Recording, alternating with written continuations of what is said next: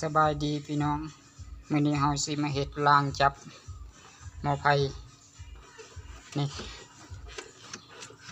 เวลารถไปแล้วมันตีงไปตีงมาเฮ็ดล่างจับหมอไผ่หัดซะนี้เดี๋ยวจะนำเฮามาเบิ่งนำกันก่อนอื่นหมดเฮาก็เตรียมตู้เสื่อมก่อนหินเจียใส่ใบตัดแล้วก็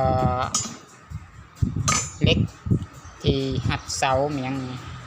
ที่เขาเห็ดเสาเห็ดคานแล้วก็น็อต12ตัวอันนี้เขาเอาน็อตเศษหรือว่าซื้อน็อตเป็นคู่สำเร็จเลยก็ได้อันนี้เอาเห็ดเครื่องที่แบบเหลืออยู่ในฮะดัดเล็กเป็นรูปตัวเจเด้อเวลาเราสิไปเกาะเสนพื้นหมอไผ่นี่พื้นฐานหมอไผ่นี่เราไปเกาะกับตัดหัวน็อตออกนี่หัวน็อตตัดออก2 ส่วนจากนั้นเราก็เอามาเชื่อมใส่กันหักษาระยะประมาณ2 นิ้วมือแล้วก็มาเชื่อมใส่กันเลย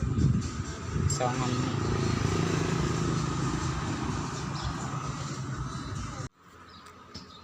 เชื่อมแล้วสมบูรณ์จากนั้นก็ตัดเล็กไปแค่24 เซนติเมตรแล้วก็เล็กนี่ก็เอาเล็กที่หนาเล็กพอประมาณเวลาหันเลยมันบกง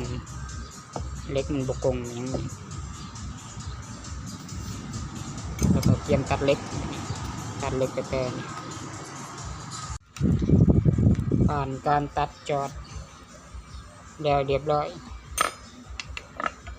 แล้วก็ตัวนี้ก็เจาะหูแล้วสมบูรณ์ตัวนี้ก็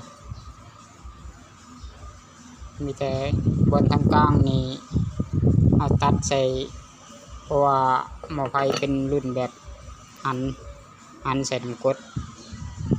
แบบเติมน้ำกันเราก็เลยตัดตัวนี้ให้มันแหว่งออกครึ่งหนึ่งถ้าว่าเป็น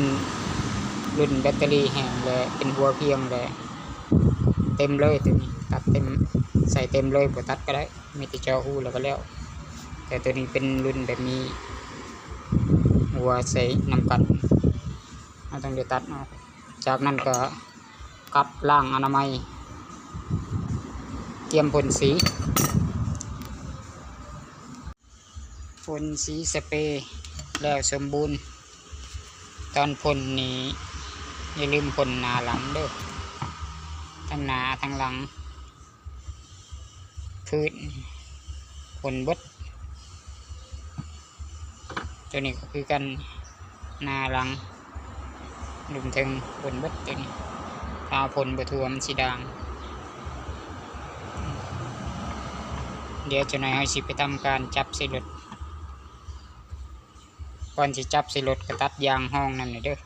ตัดยางติดรถมาใส่ในนี้ติดกาวนะเอากาวห้อนหรือกาวนะติดใส่ก็ได้ในนี้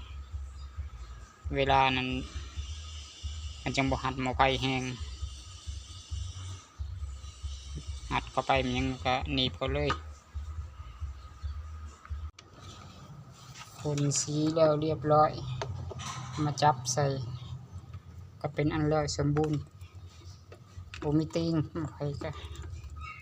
แน่นเจอเบิดเท่านี้